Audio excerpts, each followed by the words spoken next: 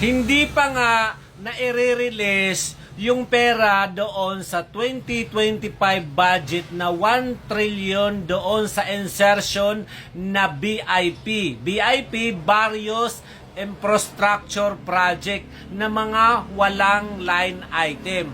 Kung saan ito yung gustong ibayad ni Bangag at ni Waldas doon sa 215 na mga kongresista na pumirma para ma-impeach si BP Sara. Ito namang mga mangmang na talyanista, loyalista, excited at hindi makatulog. Tandaan natin na ang session ay sa January 2 pa. June 2 pa pala. 2025 after election. So wag kayong excited at matulog naman kayo dahil June 2 pa. Magbabago pa ang kapalaran ng sitwasyon ng gobyerno kung saan pwedeng matalo lahat ng manok ng administrasyong ito.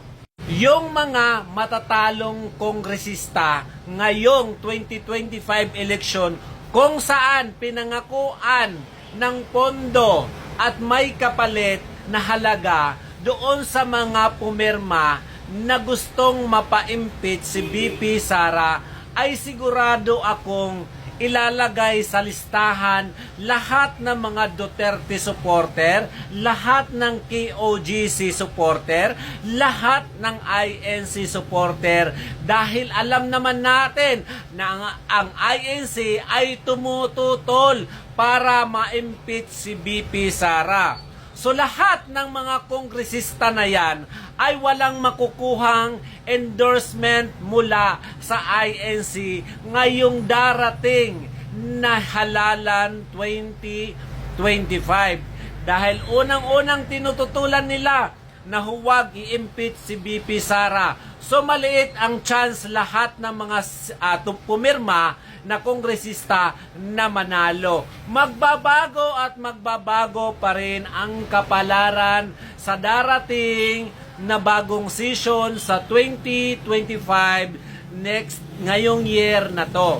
So wag kayong excited, matulog kayo dahil wala na po ang Senado. Dahil ang Senado ang magbubukas nito at mananatiling mga abogado kung papasok ang impeachment labang kay BP Sara. So mga loyalista, talyanista, matulog muna kayo.